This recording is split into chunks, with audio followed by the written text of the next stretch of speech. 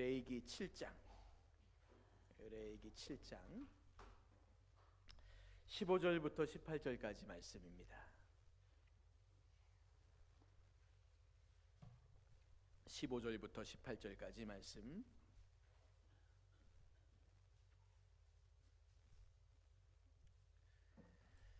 우리 말씀을 한 목소리로 같이 읽겠습니다. 15절부터 18절까지 말씀 읽겠습니다. 시작.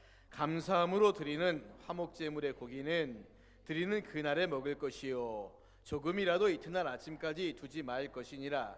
그러나 그의 예물의 제물이 서원이나 자원하는 것이면 그 제물을 드린 날에 먹을 것이요 그 남은 것은 이튿날에도 먹되 그 제물의 고기가 셋째 날까지 남았으면 불사를 지니 만일 그 화목제물의 고기를 셋째 날에 조금이라도 먹으면 그 제사는 기쁘게 받아들여지지 않을 것이라.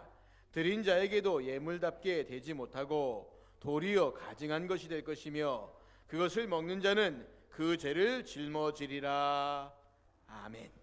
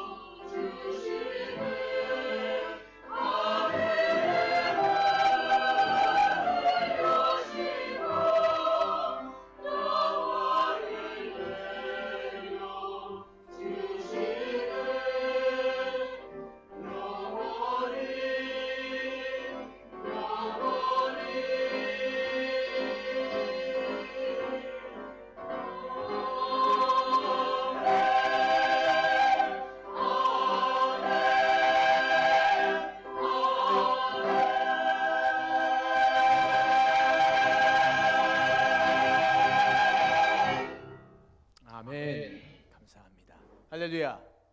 할렐루야. 우리 옆 사람과 인사합시다. 잘 오셨습니다. 네, 한 번 더 하겠습니다. 사랑하겠습니다. 네, 사랑하겠습니다. 사랑하겠습니다. 감사합니다.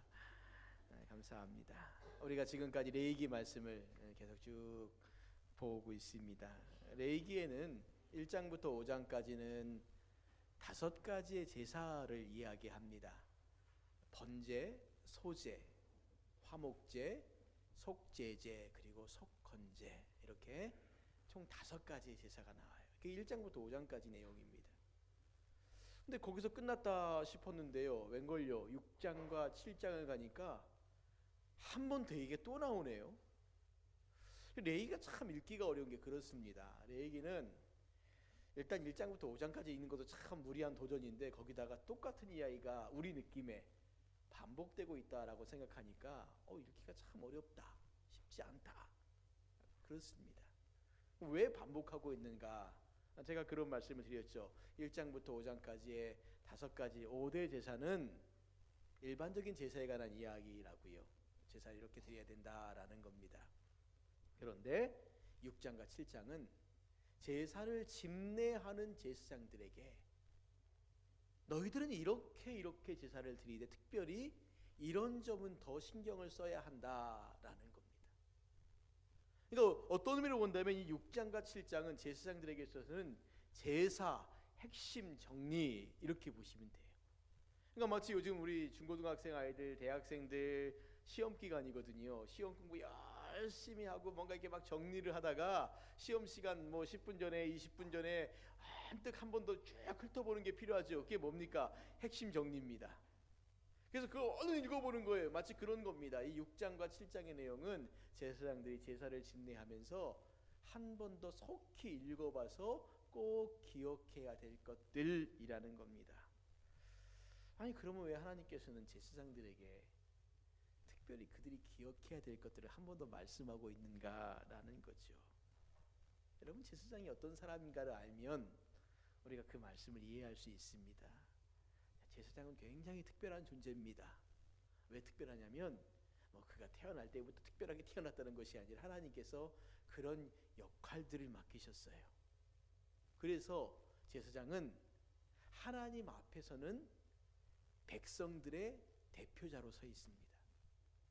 그리고 백성들 앞에서는 하나님을 대신하여 서 있는 겁니다. 이해되시나요? 백성들과 하나님 사이에서 제사장이 서 있어요. 그런데 제사장이 하나님께로 얼굴을 향할 때는 백성을 대표하여 서 있는 겁니다. 반대로 백성들을 향하여 얼굴을 들일 때는 하나님을 대신하여 서 있는 자리입니다.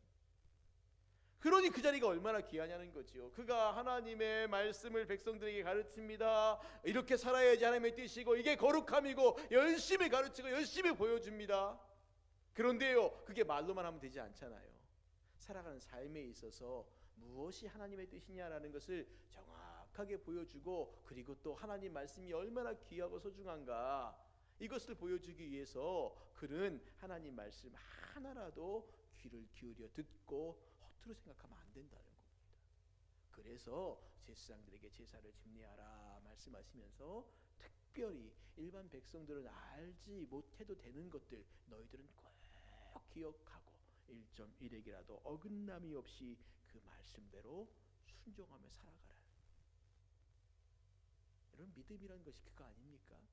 우리가 하나님을 믿는다라고 말할 때는 하나님의 말씀에 순종합니다라는 의미가 같이 포함되어 있습니다. 내가 하나님을 믿는데 순종하지 않아요, 이거 사실은 거짓말하는 겁니다. 나 하나님 믿습니다, 이 말은 뭐가 포함되어 있어요? 네, 순종이 포함되어 있습니다.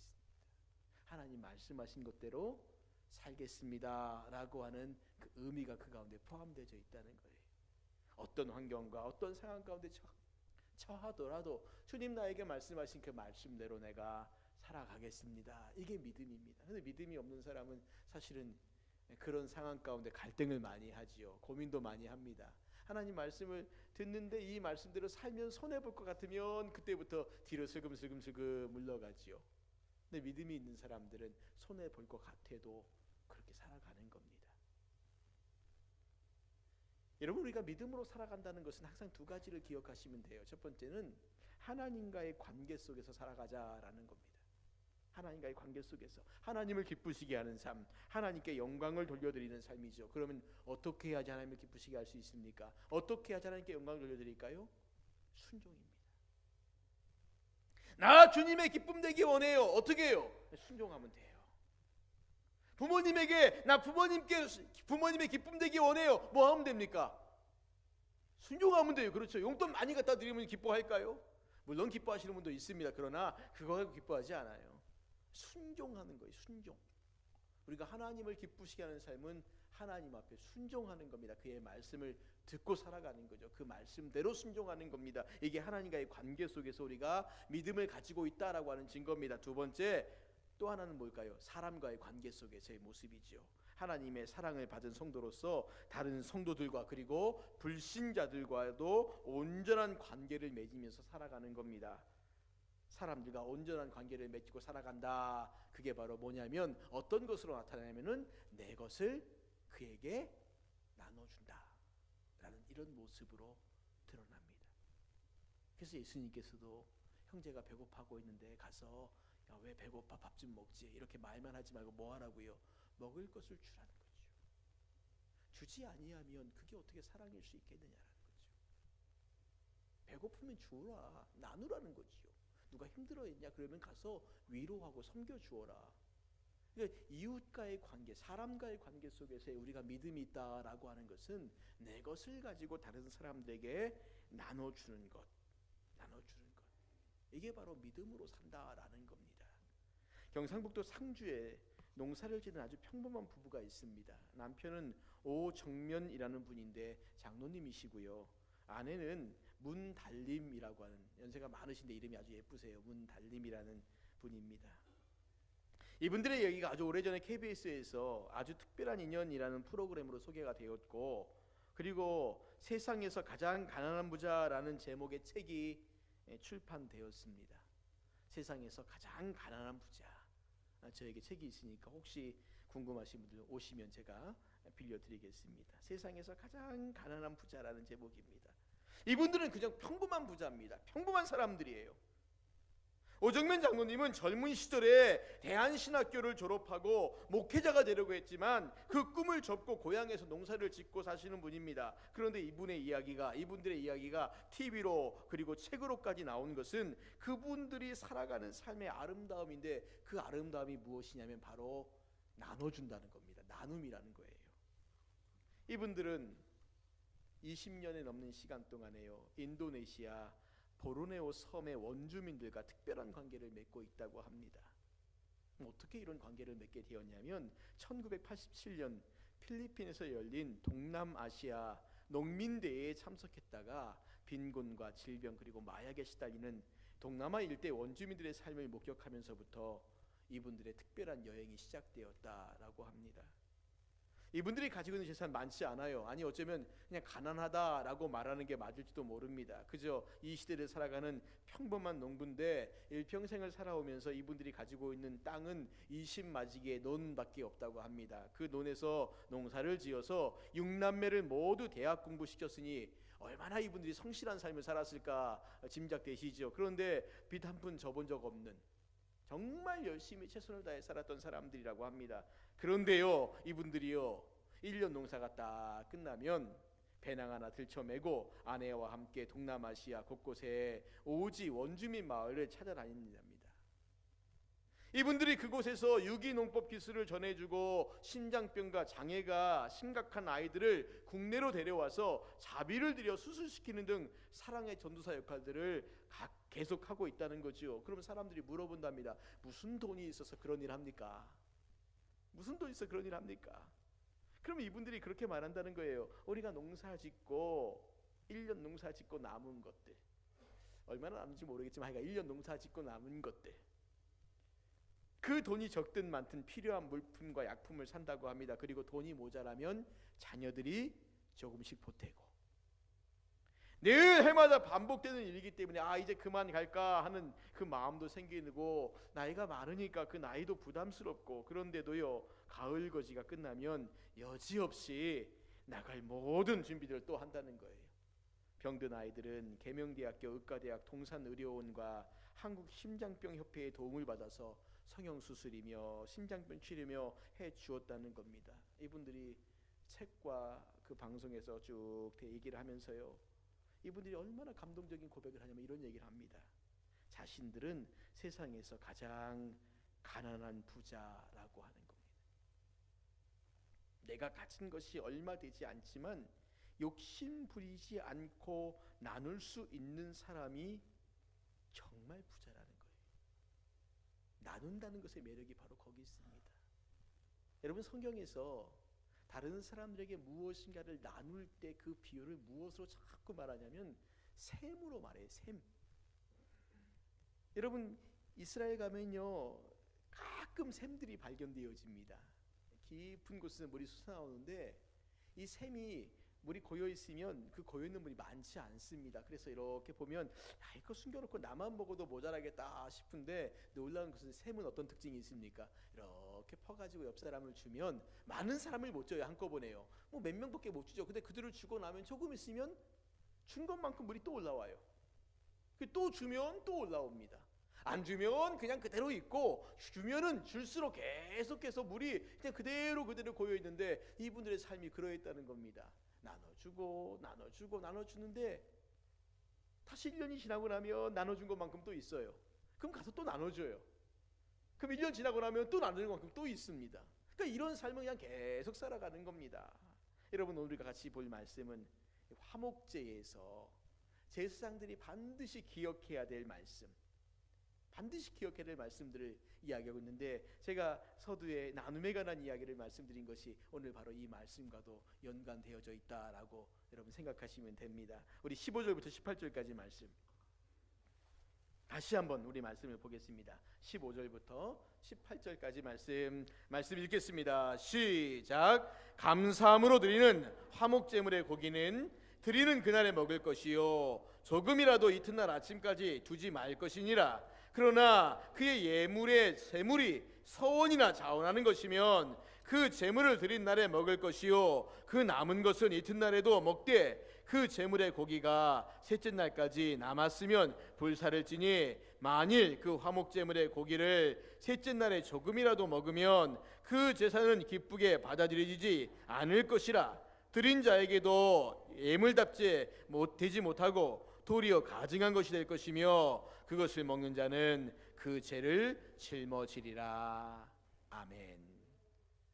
화목제를 드릴 때 보통 사람들이 세 가지 경우를 드렸어요. 첫 번째는 감사할 때, 두 번째는 서원이 있을 때, 세 번째는 뭔가 자원하여 하나님 앞에 드리는 것이 있었는데, 여기서 보면 이 감사함으로 드린다라는 것이 첫 번째 나오는데, 여러분, 감사함으로 드릴 때 무엇을 감사합니까? 하나님의 은혜를 감사하는 거지요.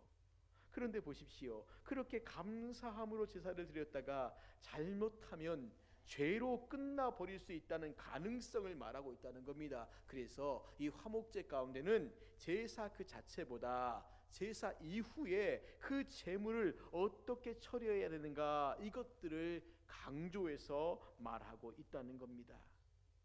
먼저 감사의 화목제로 드려진 제물은 그날에 다 먹으라 말씀합니다. 이튿날 아침까지 절대 남겨두지 말아라는 거예요. 그러나 서원이나 자원함으로 드린 화목제의 제물은 그 이튿날까지는 먹을 수 있지만 셋째 날에는 절대 먹지 말고 다 불사를 하고 명합니다. 여러분, 화목제의 특징이 뭡니까? 제사를 지내고 난 다음에 가족이나 회중들이 그 제물을 같이 먹어요. 대부분의 제물을 같이 먹는 그런 식사 제사이기 때문에 이 먹음에 대한 부분을 강조하고 있다는 겁니다. 그럼 왜 갑자기 이 제물을 언제까지 먹으라, 이 처리 기간을 말씀하고 있는가? 어떤 사람은 당시에 고기를 보관하는 시설이 부족하기 때문에 위생적인 측면에서 먹지 말라라고 명령하신다는 분도 있습니다. 틀린 말은 아닙니다. 백성들의 건강과 위생을 생각하시는 하나님의 모습도 생각해 볼 수 있죠. 그러나 여기까지만 본다면 이 명령에 대한 하나님의 진짜 의도를 우리가 잘 모르는 거죠.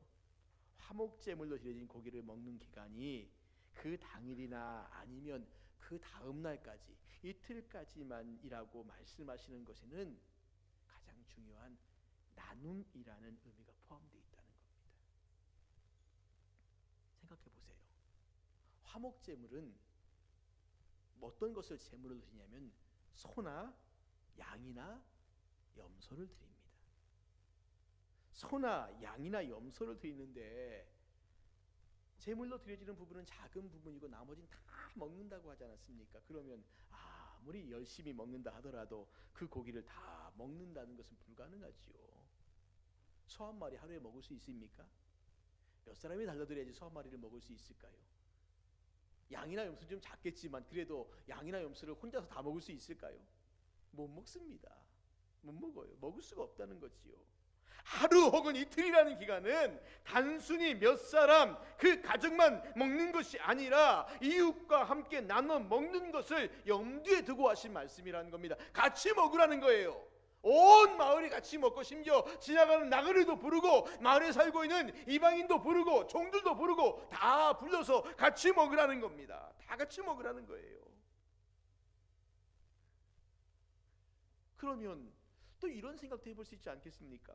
아니 왜 감사함으로 드리는 희생의 고기는 그날에 다 먹으라고 하시고 서원이나 자원의 예물이면 이튿날까지 남겨두고 먹으라고 하신 이 명령의 의미는 또 뭘까? 왜 이런 차이를 두셨을까? 다 같이 하루면 하루, 이틀이면 이틀 정해놓으시지 어떤 것은 하루, 어떤 것은 그 다음 날까지 왜 이렇게 정해놓으신 이유가 뭘까? 여기는 세 가지 의미를 생각해 볼 수 있는데 첫째는 화목제로 드려지는 제물에는 그 가치에 따라 등급의 차이가 있다는 것을 말하는 겁니다. 그러니까 어떤 것은 더 먹을 수 있고 덜 먹을 수 있고 있는 거죠. 둘째는 감사함으로 드려지는 화목제의 제물은 규정이 좀 엄격했습니다. 그래서 유월절 제물의 경우를 차용했다라고 말하는데 출애굽기 12장 10절에 보면 이렇게 말합니다. 아침까지 남겨두지 말며 아침까지 남은 것은 곧 불사르라. 유월절 어린 양을 잡고 난 다음에 그날에 다 먹으라는 거예요. 빨리 먹고 남으면 불사가 버리라고요. 이게 감사로 드리는 제사와 연결되어 있다는 겁니다. 그리고 세 번째, 서원이나 자원함으로 드리는 예물은 내가 하나님 앞에 무엇을 약속하고 무엇을 행하겠다라는 그런 마음이 있는 제물이기 때문에 그것을 사람들 앞에서 한 번 나누면서 두 번 나누면서 사람들하고 자꾸 이야기하라는 거죠. 내가 하나님 앞에 이렇게 살기로 결단했습니다. 한 번 말하면 자기도 잊어버릴지 모르잖아요. 사람도 잊어버릴지 모르죠. 그러니까 한 번만 하지 말고 두 번 말하고, 그래서 두 번 말하는 거예요. 모여서 나 이런 하나님께 약속을 드리겠다. 그래서 이틀까지 먹으라는 것이고 역시 셋째 날까지는 먹지 말라라고 말하십니다. 자, 그러면 하나님께서 그 당일이건 아니면 그 이튿날이건 남기지 말고 먹으라는 명령에 어떤 의미가 있는가 한번 생각해 보아야 되겠습니다. 여러분, 이것은요, 먹는 것으로 인하여 다툼이 생기지 않게 하시는 뜻이 포함되어 있다는 겁니다. 음식이든 돈이든 남은 것을 오래 남겨두면 그것을 누가 가져갔냐에 따라 꼭 분쟁이 생깁니다. 이게 사람이 사는 세상의 모습들입니다. 꼭 교회 밖에서만 이런 일이 생기는 것이 아니라 교회 안에서도 얼마든지 일어날 수 있습니다. 그러니 제사를 드린 그날 모두 나누고 깨끗이 끝을 내라는 거죠. 무엇이든지 3일 이상은 절대 남겨두지 말라는 겁니다. 아무리 선한 의도를 가지고 있어도요, 참 고민될 때가 있습니다. 우리 식당에서 주방에서 식당 봉사하시는 이 각 목장에서 가장 고민이 그거 아닙니까? 음식이 남았을 때 이것을 어떻게 해야 될까?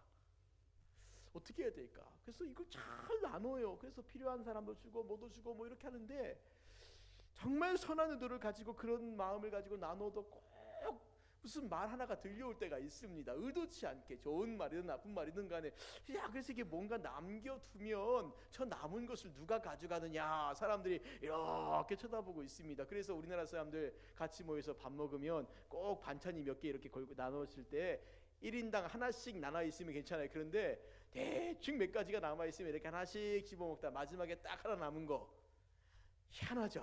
아무도 안 먹어요. 그리고 서로 눈치 봅니다. 누가 먹나 쳐다보고 있습니다. 사실 누가 먹어도 별 상관없는데 우리들의 마음이 그런 것 같아요. 마지막에 이걸 누가 먹는가에 대한 유독하게 큰 관심, 그런 마음들 있는 것 같다는 거지요.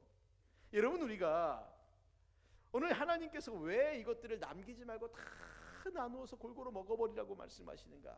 남겨두지 말라고 하시는 말씀인가? 오늘 이것은요, 우리가 이 하나님의 모습 가운데 우리의 삶에 지혜를 얻을 수 있는 게 바로 뭐냐면, 교회를 비롯한 여러 공동체 안에서 크고 작은 다툼이나 의견 충돌이 일어나는 것을 볼 수 있는데, 그런데 그 문제의 원인을 살펴보면 정말 크고 중요한 문제나 이런 데서 다툼이나 의견 충돌이 일어나는 게 아니시 아니라 대부분의 이런 모습들은요, 음식을 나누는 것 같은 아주 작고 사소한 문제들, 별것 아닌 문제들에서 교통 정리를 못하니까, 그러니까 이런 문제가 일어나는 겁니다.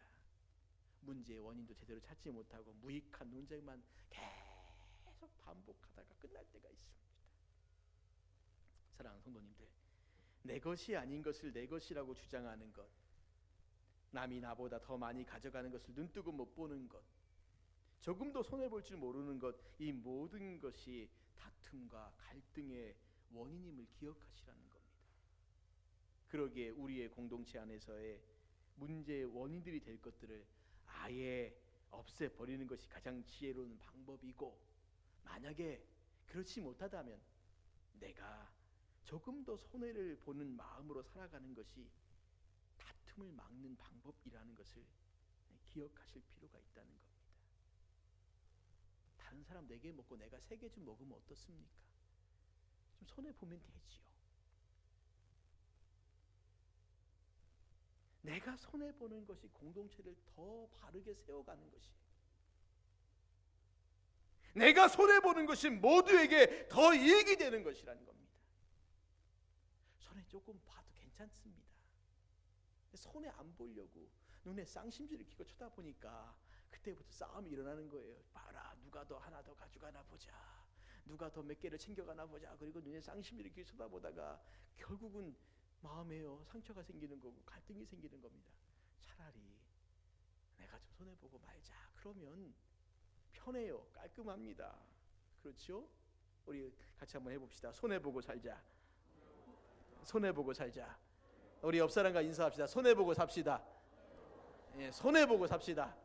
예, 손해보고 사는 거예요. 손해보고 사는 거. 그게 맞습니다. 성경은 우리에게 너를 위하여 뭔가를 쌓아두고 너만의 이익을 위해 쌓아두라고 말씀하신 적이 없어요. 조금 더 이익 얻겠다고 싸우라고 말씀하지 않습니다. 차라리 손해보고 말아라. 손해보고 말아라. 우리 예수님 우리를 위해서 얼마나 많은 손해를 보셨습니까? 다 주셨잖아요. 그리고 제자들에게 뭐라고 말씀하세요? 너희들도 가서 그렇게 살라고. 가서 발을 닦아주어라. 낮아져라. 섬겨라. 차라리 손해보는 게 마음 편해요. 한 가지 더 얻겠다고 눈에 쌍심지를 끼고 싸우면 그때부터 괴롭습니다. 힘듭니다. 불편해집니다. 내가 손해보는 것이 모두에게 다 이익되는 거예요. 그럼 꼭 어떤 분들 그래요. 왜 나만 손해보냐고. 하나님께서 나보고 손해보라 그랬으면 손해보시면 되고요. 그리고 그런 마음이 우리 모두에게 있다면, 모두가 손해보겠다고 하면은 괜찮죠? 그렇죠? 예, 모두가 손해보겠다면 참 괜찮지 않습니까? 그런데 모두가 이익 보겠다고 덤비면 그때부터는 힘든 겁니다. 모두가 손해보겠다고, 내가 그냥 하나님 손해보고 말게요. 손해보고 말게요. 너는 왜 이렇게 바보같이 사냐? 바보같이 사는 게 아니고요. 그게 하나님 말씀대로 사는 겁니다. 하나님 말씀대로 사는 게 바보같이 사는 거예요. 우리는 너무 세상에서 영악하게 살려고 하는데 자기를 위해 사는 것은 하나님 말씀대로 사는 게 아닙니다. 너무 똑똑하게 사는 거예요. 하나님 말씀대로 사는 거 아닙니다. 좀 바보같이 미련하게 살아도 괜찮습니다. 이 땅 가운데 좀 그런 바보들 필요하잖아요. 너무나 똑똑한 사람들이 많아서 그냥 서로 높아지겠다고 싸우는데, 꿈이지만 언젠가 그런 선거를 보고 싶을 때가 있습니다. 경쟁자가 나와서 나 말고 이 사람이 훨씬 더 일을 잘할 사람이니까 이 사람 뽑아주라고. 이런 건 없겠죠, 세상에요. 똑같이 두 사람이 승진의 케이스 됐는데 한 사람이요, 나보다 이 사람이 훨씬 더 수고를 많이 했으니까 이 사람 승진시켜 주시라고. 이 세상에 없겠지요. 그렇죠. 세상에 그런 일이 없습니다. 그게 있으면 기적일 겁니다. 근데 하나님의 나라에서는 그렇게 하라고요. 우리가 하나님의 성도로서 백성으로서 살 때 그렇게 살라고요. 나보다는 남을 높이고, 그렇죠. 나보다 남을 더 높이고, 저 사람이 나보다 훨씬 더 많이 수고했고 열심히 일했고 열심히 고생했으니까 저 사람을 더 많이. 그래서 하나님께서 기도할 때요, 나만을 위해 기도하지 말고 다른 사람을 위한 중보의 기도하라는 얘기가 바로 뭐냐면, 우리의 필요한 거 우리 다 아십니다. 근데 우리가 다른 사람을 위해 기도하면 그 사람이 기도를 받을 만한 사람이면 복이 임할 것이지만, 그 사람이 받지 못할 사람이면 그 기도의 복이 또 나에게 그대로 임합니다. 그러니 우리가 나 말고 다른 사람들을 돌아보며 섬기면서 살아갈 때 손해봐도 괜찮습니다. 나눠주는 거죠. 여러분, 우리가 왜 이렇게 손해보고 살 수 있는가? 왜 그래도 괜찮다고 말할 수 있는가? 그것은 바로 우리가 하나님의 은혜가 무엇인가라는 것을 생각해 보시면 되는 겁니다. 화목제로 제사를 드려요. 그럼 이 제물은 누구 겁니까? 하나님 거죠. 그렇죠. 하나님께 드린 거니까요. 그런데 하나님께서 우리가 화목제 제물로 하나님께 소 한 마리를 드렸는데 하나님이 거기서 기름만 받으세요. 그리고 고기는 너희들 모두가 다 나눠 먹어라 라고 다시 나에게 주셨어요. 그러면 우리가 그 말씀대로 살아가면 되지 않습니까? 내가 하나님께 드렸는데 하나님께서요, 그 주신 것을 다시 나에게 돌려주시면서 나눠 먹어. 그럼 나눠 먹으면 되는 거지요. 야, 하나님 나에게 주셨다, 신난다, 전부 내 거야, 내가 드렸더니 나에게 이게 왔네, 스스로 마음에 욕심을 갖고 챙겨두지 말라는 겁니다. 열심히 나누고 열심히 섬기고 열심히 베풀라는 거죠. 왜? 모든 것이 다 하나님이 주신 것이기 때문에. 과학기술이 발전하면서 사람들이 음식을 보관하는 기술이 늘어나면서 음식을 나누는 것들이 점점 줄어들고 있는데, 특별히 냉장고 가끔 한번 정리해 보시면 속에 뭐가 숨어 있는지 모르는 게 나오지요. 이렇게 비닐봉지에 뭐가 큰 거 얼려져 있는데 도대체 얘가 얼려져 있는데 정체를 모르겠어요. 나중에 녹여놓고 보면 뭐가 숨어 있었는데 그게 있었네. 저희 집이 17년 만에 냉장고를 바꿨습니다. 17년 동안 고생했던 애가 드디어 맛이 가서 빠이빠이 했고요. 새로운 놈 하나를 데려왔는데, 새로운 놈 하나 오니까 뭐가 됩니까? 이제 냉장고가 정리가 되는 거지요. 속에 별 알지도 못했던 이상한 것이 있었다고 저는 지켜보지 못했지만, 여러분의 냉장고도 마찬가지 아닙니까? 속에 뭐가 있는지 모르지 않습니까? 가끔 정리하십시오. 정리해서 나누십시오. 왜? 하나님이 그 모든 것들 다 우리에게 은혜로 주셨는데, 그 은혜로 주신 것들이 그냥 쌓아두니까 나를 위해서 쓰이지도 못하고 남을 위해서 쓰여지지 못하고 그냥 쌓아두고 있다가 나중에 어떻게 돼요? 냉장고에 그렇게 꽁꽁 얼어서 오랫동안 있는 거 먹습니까? 버립니까? 버리잖아요. 그렇죠. 근데 집집마다 무슨 냉장고들은 그렇게 많고, 뭐 김치 냉장고 몇 대씩 있고 그냥 뭐 잔뜩 쌓아놨다가 나중에 다 먹지도 못하고. 그렇게 살지 말자는 겁니다. 그렇게 살지 말자는 거예요. 오늘 이 화목제의 제물이 그렇지 않습니까? 제발 너희를 위해 쌓아두지 말라는 거예요. 오히려 쌓아두고 이틀까지는 열심히 먹되 3일째 남겨두면, 그거 먹으면 오히려 너희가 드린 제사 하나님이 기쁘게 받으시는 것이 안 된다는 거죠. 오히려 너희들이 죄를 먹고 마시는 게 된다는 것입니다. 은혜로 받은 것은 기쁨으로 나누시라는 겁니다. 은혜로 받은 것은 기쁨으로 옆 사람 주라는 겁니다. 쌓아두었다가 나도 못 먹고 남도 못 먹고 버리지 말고 나누라는 겁니다. 열심히 부지런히 나눠주라는 거예요. 사랑하는 성도님들, 하나님이 나에게 주신 은혜는 나만을 위한 것이 아니에요.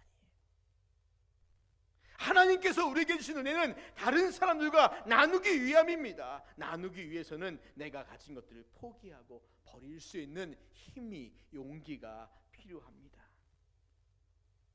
그런데요, 버리면 끝이 아니에요. 버리면 하나님께서 다시 그 버린 것들로 통해 채워주시는데, 제가 재미있는 동화 한 편을 여러분들에게 읽어드릴까 합니다. 잘 들어보시기 바랍니다. 어린 나무 한 그루가 있었습니다. 햇빛을 받기에는 키가 조금 작았지만 어느새 가지에서 싹을 틔운 나뭇잎들이 무성하게 자라서 햇빛의 자양분들을 충분히 끌어당길 수 있었습니다. 봄에 태어난 어린 나무에게 여름은 수많은 나뭇잎 친구들이 생겨서 행복했습니다. 그런데 여름이 지나고 가을로 접어든 어느 날 어린 나무는 깜짝 놀랐습니다. 자신과 함께 있던 나뭇잎들이 하나 둘씩 떨어져 나가는 것이었습니다. 햇빛에 반짝이고 바람에 펄럭이며 제잘제잘 자신 곁에서 떠들어대는 나뭇잎들이 후두둑 힘없이 떨어져 나가는 것을 보며 어린 나무는 가슴이 저렸습니다. 함께했던 추억과 사랑들이 모두 떠나버리는 가을의 밤은 참 외로웠습니다. 그리고 무엇보다 나뭇잎들이 없는 밤은 추웠습니다. 어린 나무는 아직 남아있는 나뭇잎들을 꽉 붙잡았습니다. 너희들마저 떠나면 안 돼. 너희들마저 떠나면 안 돼. 가지에 잔뜩 힘을 주며 마지막 남은 잎새들을 붙잡으려고 했습니다. 그런데 이게 웬일입니까? 바람도 불지 않는데 나뭇잎마저 떨어져 버리고 말았습니다. 어린 나무는 그만 울음을 터뜨리고 말았습니다. 그때 곁에서 묵묵히 지켜보던 어른 나무가 말했습니다. 놓아주렴. 그들을 보내야 겨울을 날 수 있단다. 어린 나무가 무슨 소린지 어리둥절했습니다. 추운 겨울에 나뭇잎들이 모두 내 몸에 붙어있다고 생각해봐. 내가 나뭇잎을 놓지 않으려고 사리려고 애쓰다 보면 내 몸의 영양분들이 다 빠져나가고 말 거야. 가능한 한 나뭇잎을 모두 버려야 한다. 그래야 내년에 더 많이 얻는단다. 그리고 햇빛의 자양분을 잘 받지 못하는 겨울에 나뭇잎이 내 몸에 모두 있다면 나뭇잎은 물론 너도 얼어 죽고 말 거야. 내 발밑을 봐.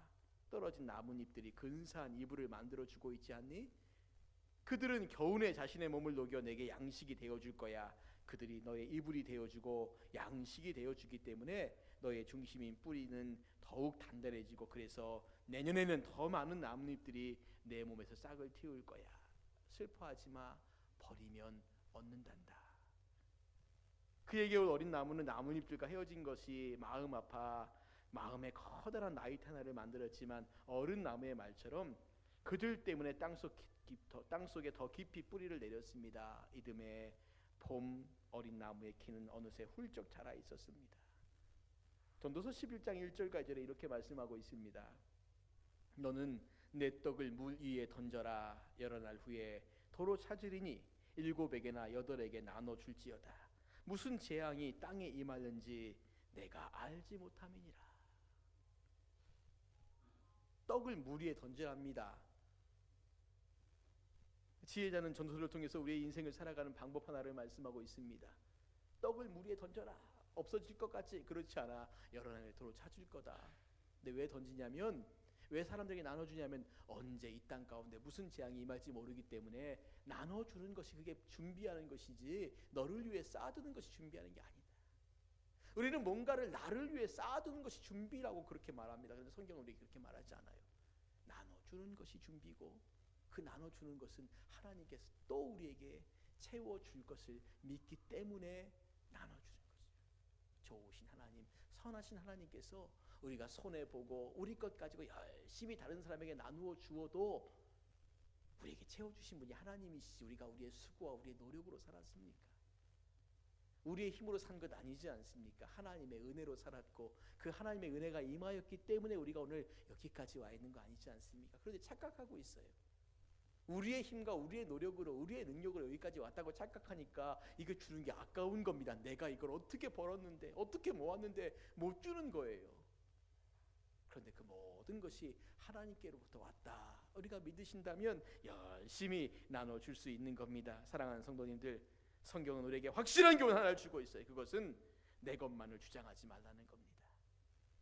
내가 살아가는 이 사회 속에 나만이 살아가는 것이 아니라 나 외에 다른 사람들도 살아간다는 사실을 기억하라는 겁니다. 우리가 같이 살아가는 공동체라는 사실을 기억하라는 거예요. 그러면 이런 생각해 볼 수 있습니다.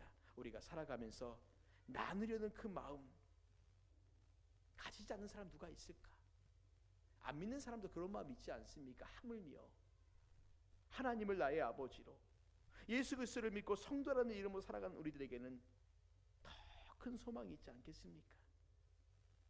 여러분, 우리의 생각대로 우리의 힘대로는 약하지만 그러나 분명한 건 하나님의 은혜를 기억하고 성령님의 능력을 기억하면서 하나님께서 나의 모든 쓸 것을 채우시는 분이기 때문에 내가 나를 위해서 쌓아두지 않아도 하나님 채워주세요. 낭비하라는 말씀이 아닙니다. 오해하지 마십시오. 그것 가지고 사람들과 열심히 나누십시오. 특별히 내가 열심히 나누어 주어도 내게 전혀 그것을 갚지 못할 사람들에게 나눠주십시오. 나보다 잘 나가는 사람에게 나눠주는 것은요, 언젠가 저 사람이 나에게 갚을 거야 라고 하는 다른 마음 갖고 나눠주는 것이기 때문에 우리가 하나님께 복을 받으려면 내가 나눠주어도 저 사람은 평생 가도 나에게 못 갚어. 누가 갚을까요? 하나님이 갚아주십니다. 그런 사람에게 나누십시오. 나의 가지고 있는 것이 많으면 나눌까요? 적으면 못 나눌까요? 아닙니다. 적든 많든 간에 나누십시오. 그 나눔 가운데 하나님이 거기 함께 계십니다. 그 사랑의 손길 가운데 하나님이 거기 계십니다. 우리 교회가 지역과 민족과 열방을 섬기는 교회, 정말 그렇게 살려고 발버둥치지만 너무 부족하죠. 그런데 말이라도 계속 하는 이유는 뭐냐면 우리가 이렇게 살겠다는 것이고요. 우리 교회가 올해는 단기 선교를 가지 않고 여름에 8월 14일, 15일 우리가 섬기는 지역의 교회 가운데 한 교회를 선택해서 1박 2일 동안 갈 수 있는 성도들이 다 같이 가서 그 지역도 섬겨주고 교회도 섬겨주고 식사 대접도 하고 미용 봉사도 하고 이런 것들 하려고 지금 막 구상을 하고 있습니다. 작지만 해보려고 노력하는 거죠. 나눌 때, 섬길 때 하나님 기뻐하십니다. 할렐루야. 우리 성도님들 가정에서도 삶에서도 우리 자녀들에게도 나눌 때 하나님 기뻐하신다, 이 가르침을 주시고 하나님이 정말 기뻐하시는 나눔의 삶을 우리가 살아갈 수 있기를 주님의 이름으로 축원을 드립니다. 우리 같이 찬양할 텐데 정말 간단한 찬양입니다. 가사는 몇 줄 안 됩니다. 사랑의 나눔이라는 찬양인데요, 사랑의 나눔 있는 곳에 하나님께서 계시도다. 지금 딱 화면에 보시는 이게 끝입니다. 가사도 금방 외울 수 있습니다. 우리 같이 이 짧은 가사 가운데 있는 이 찬양을 통해서 하나님께서 우리에게 주신 그 마음을 우리가 들었으면 합니다. 같이 찬양하겠습니다.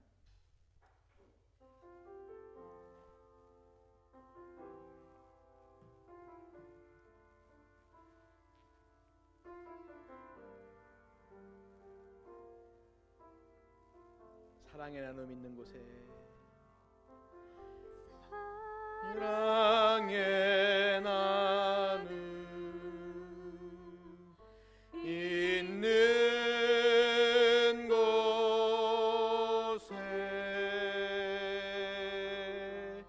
하나님께서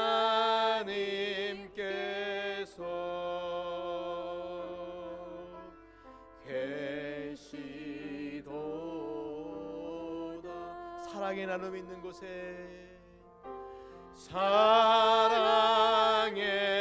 나눔 있는 곳에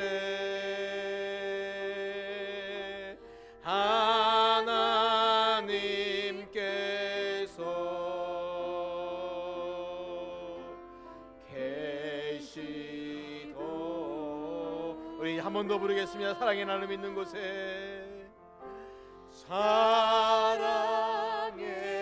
나눔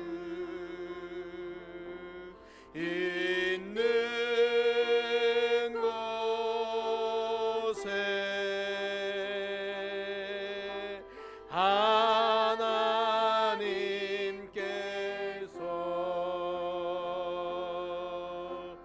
계시도다. 사랑하는 성도님들, 하나님의 은혜가 우리에게 먼저 임했고 하나님은 그 은혜 받은 우리에게 가서 그 은혜를 나누라고, 물질을 나누라, 지혜를 나누라, 시간을 나누라, 건강을 나누라, 재능을 나누라, 열심히 나누라고 말씀하고 있어요. 왜? 그 가운데 하나님이 함께 계시기 때문에. 이 시간을 같이 기도합시다. 하나님, 내가, 우리 가정이, 우리 자녀들이, 우리 교회가, 특별히 우리 한국교회가 나를 위해 쌓아두는 교회 되지 않게 하시고, 나를 위해 쌓아두는 우리가 되지 않게 하시고, 하나님이 주신 걸 가지고 기쁨으로, 즐거움으로, 감사로 나눌 수 있는 우리가 되게 해달라고, 같이 시간을 우리가 합심하여 기도하겠습니다. 기도합니다. 하나님 아버지, 시간을 가지고